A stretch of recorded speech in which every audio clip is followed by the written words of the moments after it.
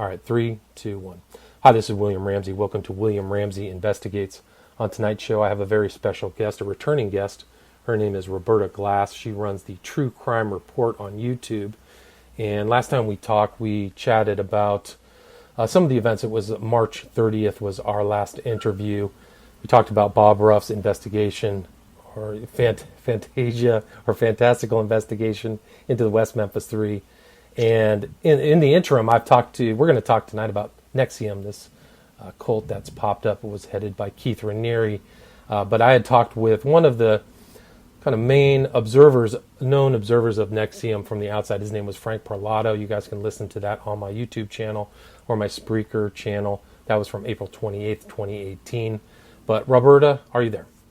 Yeah, thanks. Right. Awesome. Thanks for being here. So, we have we did a lot of talking before the show, but we have a lot of things have developed since the last time we've talked. There were arrests of Bronfman, one of the daughters of the very wealthy Bronfman spirits or alcohol family, and Nancy Salzman, somebody who had talked to Frank Parlato about that was happening. And it's great that you're able to be here on the show because you have firsthand experience looking at some of these trials down in New York. Can you first, maybe you can, for people who don't know your name, talk a little bit about your background and interest in true crime, and also what your experience is watching these NXIUM trials. I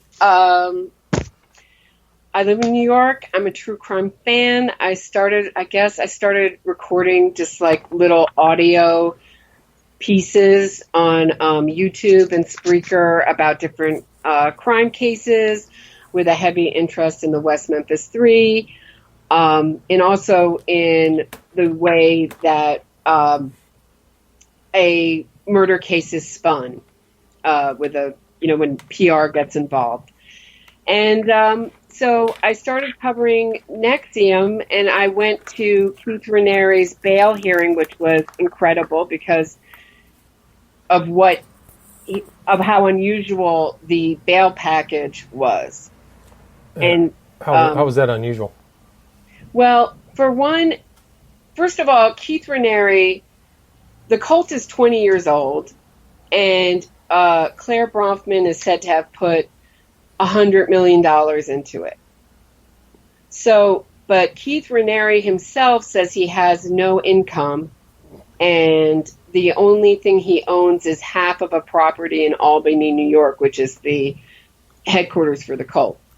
So he's saying, and when he was arrested in Mexico with all this encrypted devices around him, with a sort of vague reason why he was there, and a lot of women around him, including Allison Mack. Right. So it just didn't look good. It looked like he was fleeing. He had gone to Mexico to flee this possible future arrest.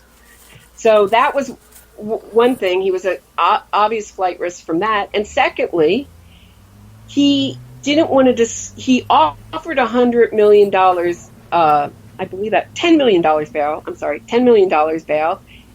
But he said it was coming from a trust. And Keith Raniere has this really smooth talking, charismatic, kind of like a Park Avenue, Better Call Saul type, no one you would want watching your wallet while you went to the bathroom type lawyer. You know what I mean? Was that Mark Agnifilo? Yes. Okay, so he was there. So, and the reason I know his name is you had told me about an interview featuring Agnifilo being interviewed by Megyn Kelly. So I watched that last night. So we can reference that later too.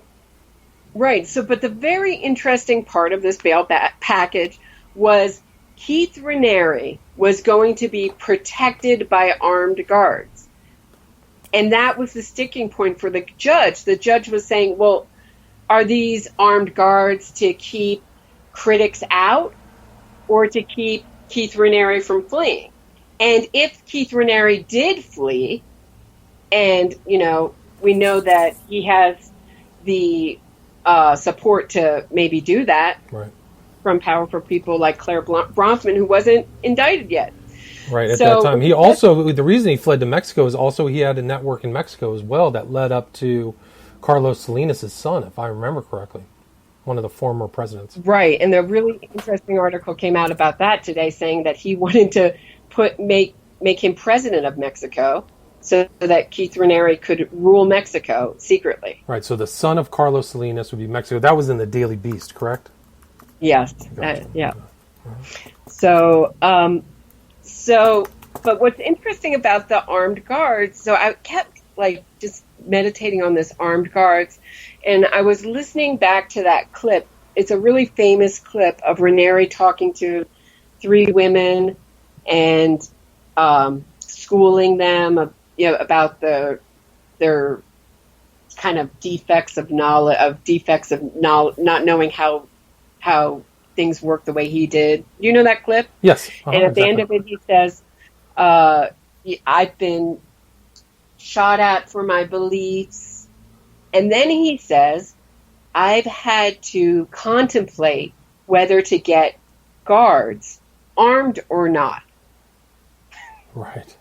So it's really from him. That idea of armed guards has to be from Keith Raniere to feed his ego. That I believe that he thinks that he was indicted because he's too powerful, too dangerous, too unconventional, too effective for the man, meaning America, Right. So, and it's just another way to feed his ego to say that he's like a super important man and that he needs armed guards because his ideas are too powerful. And so he was saying, his attorney was saying that you were inside the courtroom, right? Yeah, right. So his attorney is saying that to the judge. And did you get any read from the judge about how? The judge was asking questions, saying, well, what is the purpose? Is it to keep? And he says, well, it achieves both. And he really couldn't articulate why these armed guards were going to be effective and could they shoot or not. If Keith Raniere fled, did they have the authority to shoot him? And it was really to make everybody comfortable. I think that was one of his arguments. But he just got really tied up in it. And then he said at one point, the armed guards are really just the icing on the cake. Like, just forget about those armed guards and get back to something else. And then they were talking about the trust, which was really just a front for Claire Bronfman. Gotcha. And so they started referencing her without saying her name. So. Gotcha. Yeah. Interesting. And so then that was actually that whole, $10 million bail was denied, and he was just basically thrown in jail and still there to this day. So he never achieved a bail. Mac herself got, I think her parents put up the $5 million, really a huge bail amount. So she's out. And an ankle monitor, too. Most of them have ankle monitors. Almost all of them do. Yeah, so, I think that's the same thing with, what's his name? What's the guy who was the rapist out there? Weinstein. I think Weinstein paid $10 million or something. I forgot what his bail was. Yeah, it's huge. Huge numbers. So, what were your thoughts about the prosecutor? The prosecutors are in there making that argument to the judge to have no bail. What was your view of the New York prosecutors? And was Schneiderman still around at that bail hearing, or did he fall to the Me Too movement? I don't remember. Yeah, I don't think he was. I don't remember. He's not the one that sticks out in my mind. I don't think so. The 3 prosecutors were there were junior, sort of the 3 female junior prosecutors. Interesting. So they come in their sort of Ann Taylor suits, really earnest and really. They look like they could be NXIUM members, which is it's like a made-for-TV movie, and they all have long dark hair, and they have been really effective. My fear is that they're not street savvy enough to deal with one Claire Bronfman's attorney, who's like a Leslie Abramson type.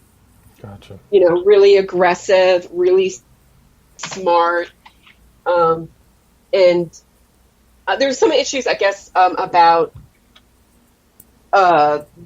none of the defendants are allowed to talk to each other. So what was brought up was that they were communicating using third parties and possibly intimidating witnesses. And so Keith Ranieri's lawyer stood up in the, I don't know, is the word swarmiest fashion? It was like, listen, I'm almost like I'm offended at the accusation that I would do anything immoral. Yeah, smarmy. Is that right? Smarmy? Yeah, and people in front of me were shaking their heads and laughing because it was such a like a faked feign his morality and trying to just play up his morality. And then Susan Nichols, who's Claire Bronfman's, the Leslie Abramson type-esque lawyer, said, listen, all you have to do if you think that's happening is come talk to me. Like, that is the most manipulative argument too. They're really foxy. Well, I mean, the prosecutors there are really, I mean, those three may be just a front for a savvier, hopefully more experienced prosecutorial head, but they're dealing with a multi-headed hydra above the surface, and then underneath the surface, the tentacles go everywhere. I mean, there are rumors about trafficking people from Libya, which, some people have discounted, but, human trafficking. And we know that indictment was about trafficking children under the age of 14. And I think that it's also remarkable, and I think that I haven't found any facts to contradict my position, which is they haven't leaked about who those kids are, where they're from. Nothing has come out of the prosecutor's office, and I don't think anything's come from any of the defendants about the particular details about who these victims are. Have you heard anything about that? No. Yeah. And I think it won't be disclosed. If it, it'll probably be, I would think it would. John Doe, Jane Doe, yeah. But I think that it's still remarkable. I'm so used to things leaking out or somebody third party saying something that there's still some elements to these cases that haven't come out. So, and when you were there, did you see, what was the media presence like? A lot of women covering it. I met, forgetting I think her first name is Melissa Roberta, and she's covering NXIUM for Radar Online, which is one of my guilty pleasures. And we talked a lot about Allison Mack, who, the first time that I went in, I was really intimidated because I'd never been in I've been in like family court supporting a friend of mine in her divorce, and I'd never been in a big courtroom, and you have to check your phone, and the underwire in my bra was like sending off the alarm, it was nerve wracking. So I get there kind of like right at the last minute, and I look and there's like one seat left in the front row. And I was like, oh, wow, I'm not shy. I'll go sit in a great seat. I'll sit in the front. And I look up, and I'm sitting super close to Allison Mack. Wow, interesting. But she's so gray and kind of horsey. She either photographs incredibly well, she's incredibly photogenic, or she's just kind of deteriorated from eating 800 calories and having her soul sucked by Keith Raniere and NXIUM, The dread of the future. I mean, her charges are grim. I mean, I don't know who's talking or what's going on, but the charges against her are not, probation if she gets convicted. She's very strange. She's just, you can't get there's kind of like no, I don't know, human. She looks disassociated. Interesting. And like she doesn't realize the trouble she's in. And so that was my first impression, and I, made a little recording, mentioning that. But when I said, well, what do you think? When I was talking on the second time at the sort of the follow-up to Melissa Russo, she said, the first time she was here, she was cracking jokes with her lawyer. I don't know, when is she going to make this plea deal? Right. That's the thing. And it just, I mean, I would be running so fast if I were facing life in prison for the charges she was facing, and I would be probably, I don't know, I would be ready to going talk. Yeah. Right. I mean, I'm assuming they really want Raniere. He's the main malefactor. Maybe I don't know how serious they are about Bronfman or Salzman, but according to some of the stories, she's really not. She's involved in a lot of wrongdoing. Right. She was known as Pimp Mac. She was. I believe she was. She thought she was completely in love with Raniere, and she was getting him underage girls, and she was very active in the DOS, the branding portion of Jeunesse, the quote-unquote Orwellian titled women's empowerment part of NXIUM. But I think I lost my train of thought. Well, it's all right. An interesting observation is that a lot of women are covering the trial, but there's a very lack of men other than Raniere. Maybe this guy, Carlos Slim, but, it seems like it's really a majority female-oriented story because they seem to be the majority of, the victims or things that have happened wrong. But I do think it's odd that it was just really Raniere who, is running. There's not like a bunch. It doesn't seem like he had a bunch of henchmen other than women. There was a male group, and it was called the Society of Protectors, Gotcha. And that was his men's touchy-feely group. But I don't know a lot. You're right. Nobody knows a lot about what the men's role was besides kind of being his proxy to rule Mexico. Gotcha. But the thing I just remembered what I wanted to say about Allison Mack that's not really it's getting reported incorrectly. Okay. Which is, she was under pressure to take the fall for DOS before all these indictments came down. That was like the rumor going around, that she should take the fall because that was the ethical. This NXIUM loves to use the word ethical while doing the most unethical things. Right. It's like Scientology. That's a huge word in Scientology too. Ethics. Right. I mean, everything Raniere did was an idea of someone else's. Even his nickname Vanguard was from his favorite video game. I mean, how lame is that? Wow, I mean, the guy had zero originality. Anyway, so just to cut in too, DOS stands for Dominus Obsequious. What is? Oh God, I just lost it. Dominus Obsequious Sororium, Lord over the obedient female companions.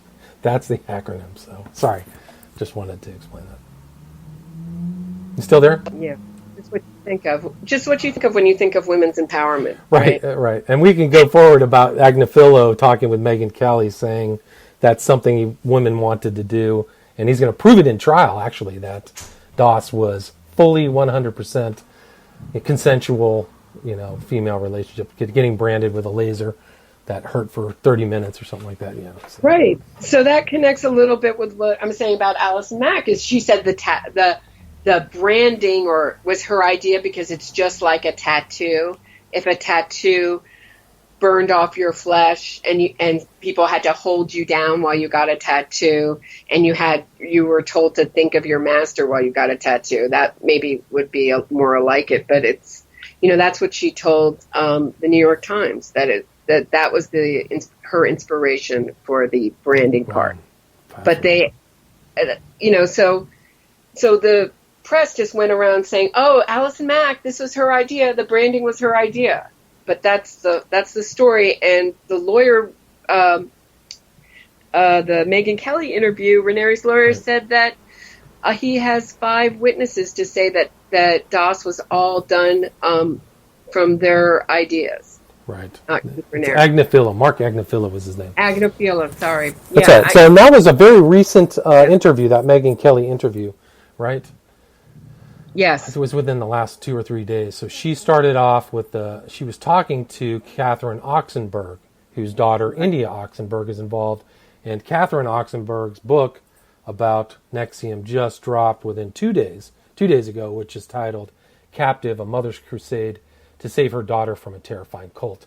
And she had some very interesting inside information that I hadn't heard before, about people in Mexico. This is the Mexican tide saying, do not publicly name me or I'll be killed.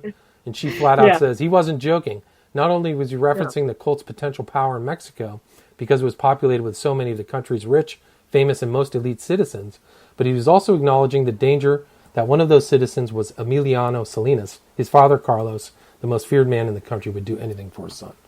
So, there's some high-stakes things happening, definitely. But India, that was really the Megyn Kelly interview, was Catherine Oxenberg. And then they cut away, talked to Agnifilo, Megyn Kelly did, and then returned to somebody who I think has been around the cult kind of field, Rick Allen Ross, talking about the cults. And I thought that he had some involvement with NXIUM. He was sued by NXIUM. Yes, he had the pleasure of being sued by NXIUM, and I think it was a really grueling lawsuit that he endured with them. Yeah. I think that they really, dragged him through the brambles, so to speak.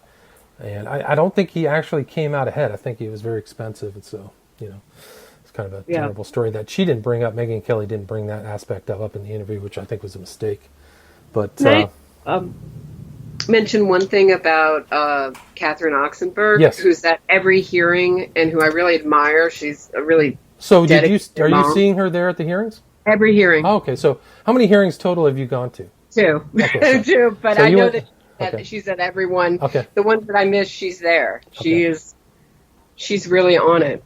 Because she wanted to get her daughter back. So, and she is incredibly well-connected person, right? And she's a literal princess, I think, if I remember. Right. She was on Dynasty, and she's well-spoken, and she's also sympathetic. So right as her book drops, her daughter is branded and not talking to her and in the cult. Right when this book comes out with all this publicity, Simon & Schuster book, her daughter comes back to her and says she's moved on from NXIUM. Yeah. So was that a negotiation? Not to, was there a negotiation that happened? Like, I'm going to take stuff out of my book if you give me my... To release her? Right. She might have had more information than she put in her book and used that as leverage. Who knows? I wonder why nobody was asking that question. How did that happen? Like, what happened? Right. I mean, it's an important question. How did that happen so fast when she's been trying to get her back for like a decade, right? I mean, it's been a long time. My dad wrote something for Goldie Hawn, and she's just really like kind of, smart but flaky kind of. That's what that's kind of what I remember. Ditzy. So I wasn't surprised by that. Yeah, and she has like that. She has that weird kind of like morally vague quality that didn't surprise me. Gotcha. Yeah. So Oxenberg dropped that book. She was on this TV show. And what was the second? When did you go to the second hearing? What was that about? Was that the decision on bail? Yeah. So this was a follow-up. So Keith Raniere is the only one in jail, and he had some interesting habits in jail. He's in the kind of like pedophile wing, A, because it's such a high-profile trial, and B, because he's a pedophile. So he loves eating like the horrible jail food, and he's always there on time. But he also had this like really annoying to the jail habit of getting bored and faking ailments. So he got in trouble, and they told him he couldn't go to the clinic anymore.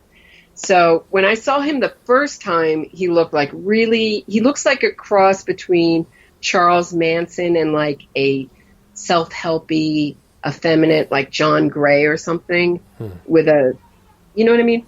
Like, yeah, he has his does he have his glasses on and everything? No, he looks like greasy. He looked really greasy and ape-like when I saw him. What's his ethnicity? Do you know his background at all? Or I mean, you know he's from New York somewhere, but do you know his... What's that? He's from Albany Albany's from area of Albany. New York. Is he Italian? Is that what Ranieri is? Is Italian? Yeah. I would think so. Yeah. I don't know. I don't know I either. just don't know. Is he French? I don't know. He's just such an epic myth maker that, like so many cult leaders are, that it's interesting. The people who grew up with him said that he was always wanting to brag about his intellect and his abilities, even as like a 14, 15-year-old. Interesting. And that he was sexually rejected a lot by women. But NXIUM is really so much about like sucking off women's energy and, not honoring their boundaries, and like all the women are encouraged to, even if that's not their sexuality, to sleep with other women. So an interesting thing about India Oxenberg is that Claire Bronfman wanted her to be her slave, and India Oxenberg rejected her. Oh, and Allison Mack became her slave mistress or whatever. So Claire Bronfman, oh God, there's so many interesting dynamics in the court. I mean, Claire Bronfman comes in with like, kind of like just a sense, you really don't doubt that she grew up with tons of entitlements. And when people talk to her, she will continue to sit while they like squat down next to her. Interesting. So she like commands authority or something. Yeah. And the second time I saw Keith Raniere, he looked really excited to be there and really excited about the attention. I don't know if he's just happy to have company. And to be such a big trial, the judge said at one point, we're going to need some more chairs, because all the NXIUM lawyers and defendants, even though two of them were missing, were having trouble fitting on the defense side of a very large courtroom. And Nancy Saltzman did this really odd thing where she didn't want to sit at the table. She was still in the court section of the thing, but like as if she were a watcher. You know what I'm saying? Like sitting facing the judge instead of sitting sideways facing the prosecution. Interesting. So she wanted to stare him down or something? I think she feels like she's not really a defendant. Like she's really, just an observer or something, or just the observer, not really in it. Well, that was back then, though, right? So now it's different.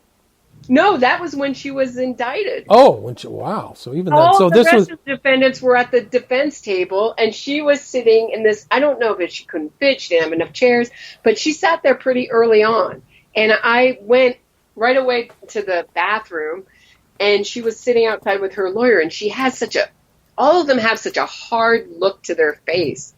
I thought to myself that I was like in the evil league of evil with these people. That's interesting. And I mean, Claire Bronfman, if she were cast on a CSI or something as someone who had her husband murdered, it would be like from Central Casting. Wow. They're really dark, but Keith Raniere the second time had this thing like he wasn't at a hearing for the things that he was indicted for. It was like he was there because he was maybe negotiating a book deal, or you know what I mean, at a press conference, kind of like no sense of worry, very looking. He always likes to look around. He's always trying to make eye contact with other defendants. And there was one very interesting moment where Allison Mack was sitting, facing forward with her elbows and palms on the table, and Claire Bronfman and Nancy Salzman and her lawyers stood behind her and had a little, meeting really close to her. Kind of a way to tell her she wasn't in it. So I don't know if they're putting pressure on her to take the fall, or if they're mad at her because they know she is going to make a deal. I don't know. It was very odd. It was like high school, and it seemed like they were trying to make her feel, not in it, not in the group. Yeah, not in the clique. She's no longer in the clique. Well, I mean, she's living at home. I got to think her parents are working on her. Like, come on, you're not going to jail for 20 years. She's got all the information, so I would think that They should all be terrified that that's going to happen. And then what? Claire Bronfman, Kathy Russell, Lauren Salzman, and Nancy Salzman all were arrested within the last couple weeks, right? Or 3 weeks? Yeah. The hearing I was at, two of them, Lauren Salzman and Kathy Russell, weren't there. They were coming the next day to work out the details of their bail. So the hearing I was at, the purpose was to see if the October start date for the trial was realistic. And the defense said that these three prosecutors who looked so earnest and like they're working so hard, they're going through 60 encrypted devices. Wow. In discovery. And they stood up for themselves. They said, we really object to the defense calling us slow and insinuating that we're incompetent. So I was like, you really root for the three young, pretty lawyers, Right. You just hope that I keep thinking that they should hire a ex-con man to help them with strategy, because I don't know if they're really street savvy enough to deal with some of the stuff that's going to happen from the other side. I wouldn't be surprised if in those 60 encrypted devices there's information and things that they're using mob terminology or cult language to explain things, or Podesta language to communicate things that aren't clear. I wouldn't be surprised at all if if these prosecutors don't know some of that lingo. They might not grasp the totality of what these guys are up to. These prosecutors know they refer to NXIUM as a criminal empire when they do refer to it. Wow. And that's a really good description. That's amazing. And that's unlike what we were talking about before the interview, which was the New York Times letter that the New York Times, and just another kind of mass fail by the New York Times writing about NXIUM. Can you talk about that? Sure. So my understanding was that this New York Times Magazine cover story was orchestrated by Claire Bronfman as a way to put out positive press so that these indictments wouldn't happen. But the timing was all messed up. So this love letter to NXIUM saying how amazing the ideas it was and how incredible the people were, and how even the people who were critics said that it really worked, or parts of it were helpful. And, the most defining characteristic of NXIUM is that it's a cult, that it does all the things that it's exploitative. It's nobody goes into NXIUM and comes out better, right. No matter how many positive things. And there really aren't any original ideas in it. I mean, I know that Scientology, does Freud again, but at least it's a little bit more original. If you listen to those interviews with Keith Raniere and Allison Mack, I challenge you to understand what the heck he's saying. If there's any meaning in those words, it's just ethical, like these sort of self-empowerment buzzwords. Get all those things in. Authentic, the real you, jumbled together, improvement, arranged. Well, I think Rick Allen Ross on that Megyn Kelly interview said undue influence. That was really kind of the key phrase they kept using was. NXIUM is imposing undue influence on all these different people. That's the new word for brainwashing. Right. I mean, remember after Jonestown in the 70s? I grew up, in the 80s, and there was a real awareness of cults and them being dangerous, and you kind of heard a few stories about maybe your parents' friend's child who, had to be kidnapped maybe. It was like a... I don't know. It was in the consciousness, the air. There was so many horror stories, right? It was like the horror stories. Liberation Army and Jim Jones. Yeah. Right. And then I don't know what happened, but I think it's just so scary for the Americans to think that they wouldn't be in control of their destiny or in control of their thoughts, or, because the whole American thing is that, rugged individualism or something, or at least that's the right. pretense. Right. So, they tried to deprogram Allison Mack. That was a big failure. Ross talked about that, right? It takes 4 days to deprogram somebody, and that he had deprogrammed, did he say thousands or 500 or something like that?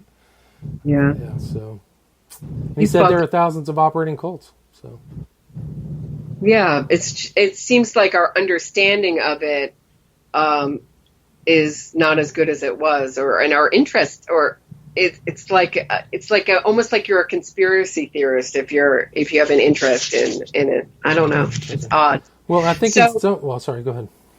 So anyway, the woman who wrote it, Vanessa oh God, I always trip up on her name, Grigoriadis, I knew from when I was 16 years old at the National High School Institute program at Northwestern, which is this like super intense kind of like boot campy type program for students in the top of their class.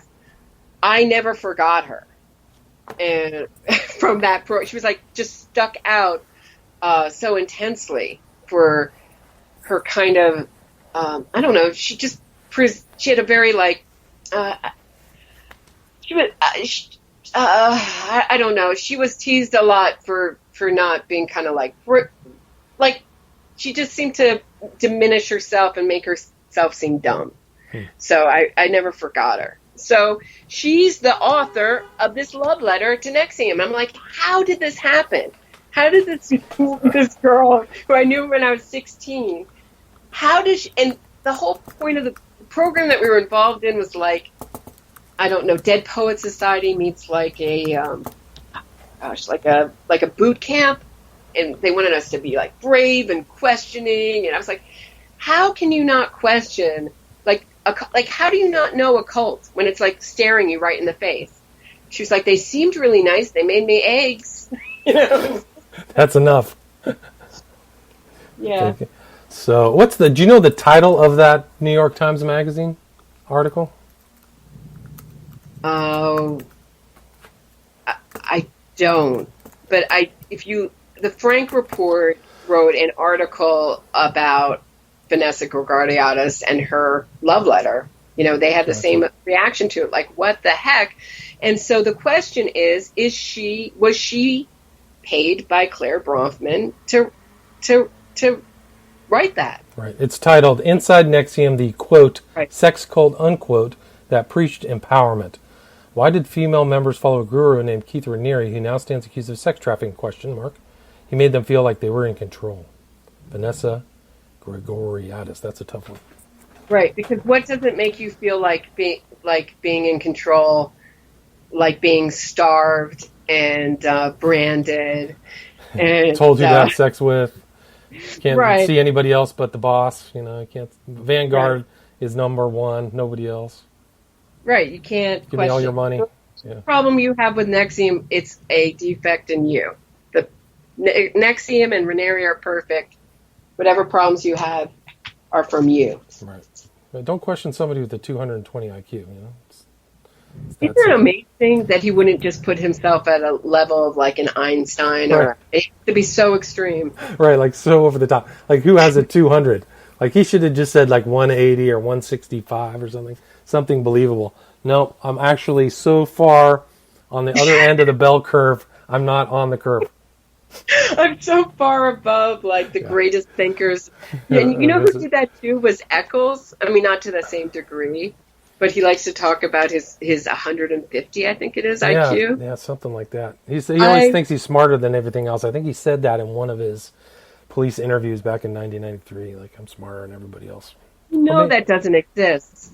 I mean, I actually had to do the IQ test recently.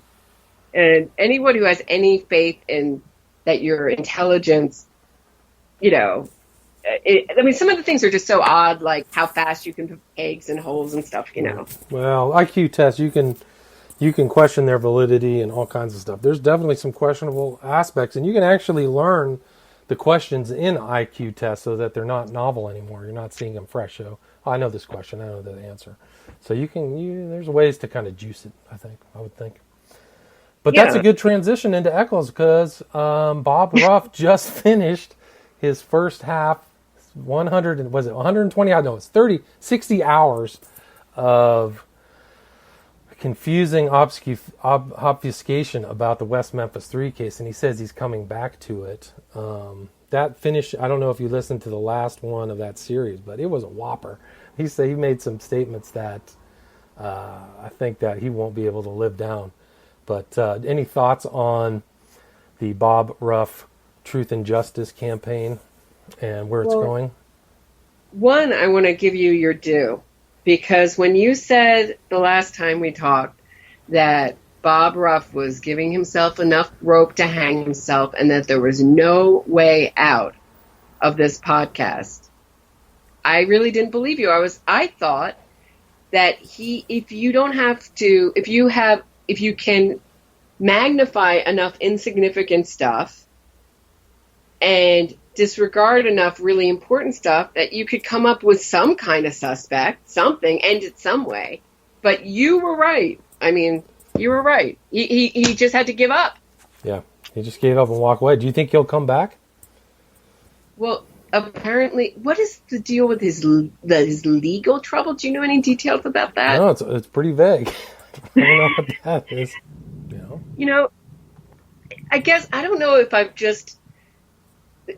There's so much. I have right now I have 5 notebooks that I keep for my NXIUM research. So I don't know if I'm just so involved with NXIUM that I'm just relating everything in life to NXIUM. But when I hear Bob Ruff call it the Truth and Justice podcast, and I saw he was on some fire. What is it when you research a fire? It's a fire investigator, arson investigator. Yeah, he was on some arson investigator, low budget website as a justice advocate.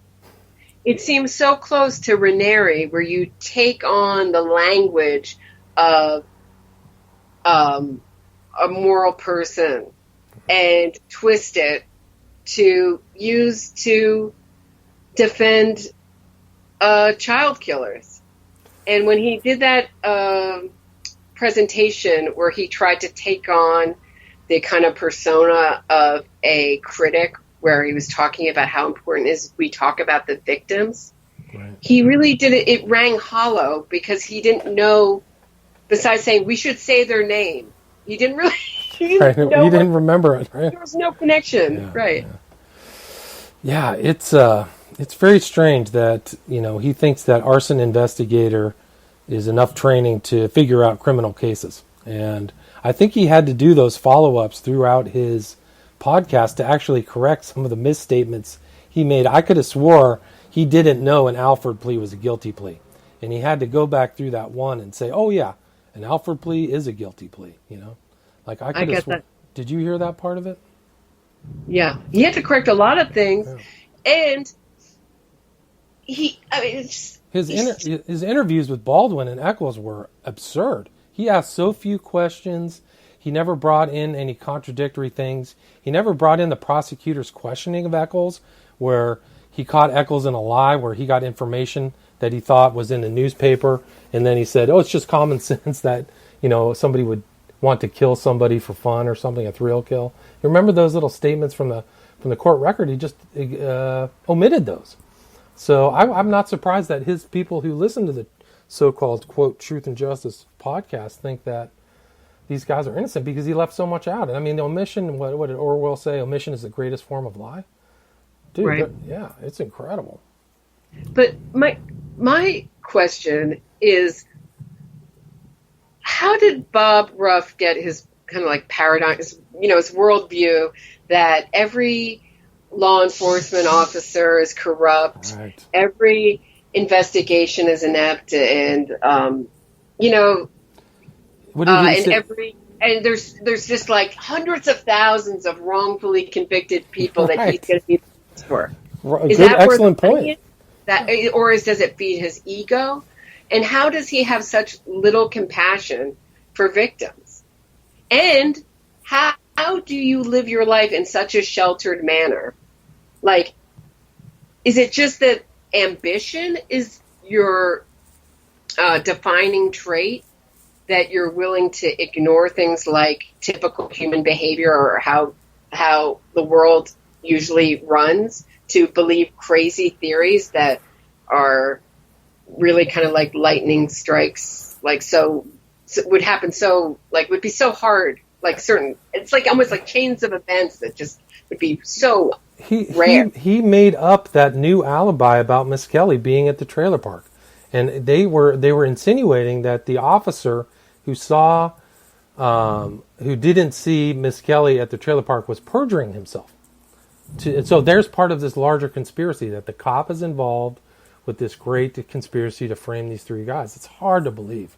Forgot the cop's name, but I mean, the made up alibi of Eccles is also just a whopper that doesn't, begs credulity. It's off the charts. And his take on how Miss Kelly was fed his confession. Right.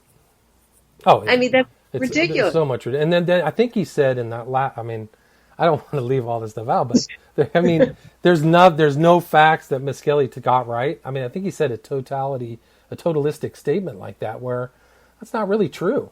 He actually took the fact that Miss Kelly said that he ran after one of the boys and caught him, explains how 3 people murdered 3 young boys. It fits into that, to the believability. And one of the things you got to remember, and one thing he never addressed, is that all the jury saw all the evidence that was involved in court, much of which he left out, and came to the conclusion that they did it. 2 separate juries, one for Miss Kelly and one for the other 2. So he's actually contravening the in-court decisions made in a court of law, 24 standard citizens.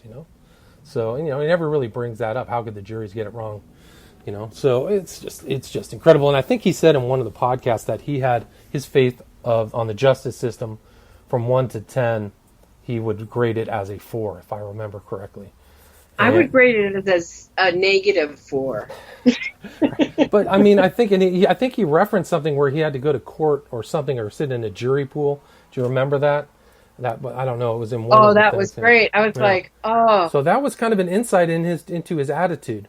And so you have an untrained person talking about all these little elements of the law that involve evidence, proper trial procedure, all of these separate rules, and leaving and omitting so much. He left out all the Satanism of Eccles, just that still continues to this day. And it's just astonishing, really, to see how brazen that project. Yeah, and it reminds me of the quote, God give me the confidence of a mediocre man. I mean, it's so much, he thinks he's a behavioral expert. I mean, I like to think that's one of my strengths, is that, or at least interests. I don't even want to say strengths because I don't want to be compared to Bob Rupp in any way, but he says he's a behavioral expert. Self-styled, right? Self-anointed? I'm just saying, like, when he seems to not have any understanding of human behavior and no connection to human emotion. Like, he just recently wrote this tribute to his wife, and it was just like a little bit like Keith Raniere. I'm sorry. I really think I've gone, maybe I need a vacation from this stuff, but just too much, Too many correlations. Right, just like these really generic statements, like she's my best friend, like things that you hear all the time, but that with no specific details that give you a flavor for or connection to his feelings. He is just a really fascinating character because he has so much confidence. He's so certain, Even the title of his podcast is so certain. Truth and justice, like this is it, Pravda. Right. You got it, baby. And he has no problem, like, I guess, having people, I don't know if it's Bob Ruff himself, but throwing critics off his page for asking a critical question or challenging him, No, it's remarkable. Yeah. Yeah, it's actually really scary, actually. I mean, to think the reach that guy has, and how many people he's telling this is the real facts of the case, and how many people believe it. I don't know what his listenership is, but I know that there's a lot of people following him and doing all this stuff, and he's like he's omitting very important salient material. 500 pages of a psych report, just dismissed altogether. That was actually come up by the defense, by Eccles' defense, legal team. So even that is compiled by Lax and all these other characters, and no. It's so great though that he went immediately to Eccles because he didn't have an opinion about the case. He ran to Eccles' house, threw off his shoes, took his horrible pizza recommendation, right. But he wouldn't read your book because that would taint. I sent an email to Mike. And I know he sent it to Bruff saying, you can interview me anytime you want. I'm ready. We can talk about any subject you want. And I never heard anything back. So, I made myself available. I thought Lisa O'Brien did a fantastic job, but she was amazing. Made it look so easy, when it's really hard to debate with someone like that, because when you make a point, that's not favorable to the West Memphis Three. It just goes in one ear and out the other. Yeah, it's incredible. Don't want to hear it. Had incredible patience and tenacity. I wrote her a big note after that. Yeah, that takes a lot of courage, so I really respect her for engaging in that conversation. I think that you're right. He put her down like 2 episodes later, right? Didn't he make insulting comments about her 2 episodes later, as he always does, on anyone who, Oh, man, it's too much. Who debates him?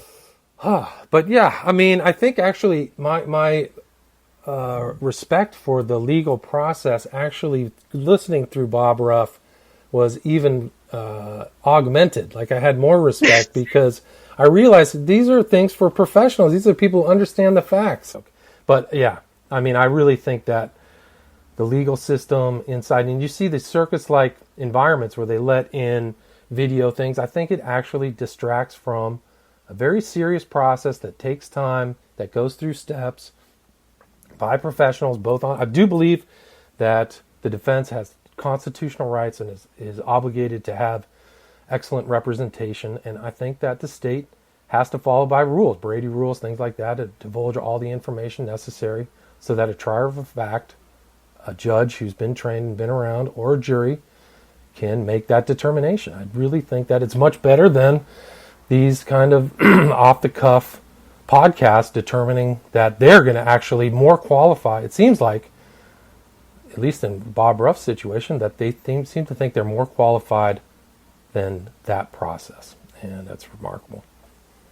That's a theme with him. Even when he did that self-help podcast, it was like, let's forget the 100-year history of psychiatry, and let's just help each other as amateurs. Right. Because we'll do a better job. The thing that we missed about NXIUM was this appearance of a guy by the name of Ben Zemkes, who places like all of these people together and has come public seeing Stormy Daniels, Keith Raniere, and Anthony and Huma Abedin and Anthony Weiner at some party in 2007 or something like that. Can you comment on that? Yeah. Well, when the NXIUM story came out, there were a lot of kind of conspiracy outfits that were writing like the Clinton sex trafficking cult, and they were writing that I think it was Sarah Bronfman was an aide to Clinton, which was untrue. And basically all the typical cast of characters that appear as villains in the conspiracy world were linked to NXIUM because it involves sex trafficking. So recently, this self-described private citizen, Ben Shemkes, made this video saying when he was in Connecticut, he went with his girlfriend. They were hanging out in the Yale Library, and 2 women who were dressed up like they were going to a club. Like, that wouldn't draw any attention in the Yale Library. And where do you want to go when you're dressed to the nines, but the Yale Library, to go pick up strangers for your secretive A-list sex trafficking cult. Anyway, it's like this crazy story, but it became popular. He took a lie detector test. He passed. Then there were stories coming out that he was missing and feared dead.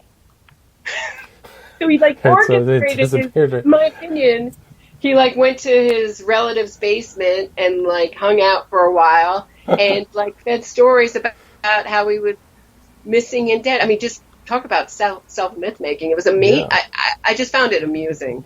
Yeah. And he also said that these memories of this party didn't come to him until he was watching Smallville, and then he had a flashback of these repressed NXIUM party, and Stormy Daniels was there too. Right. I mean, you got to throw them all in there, right?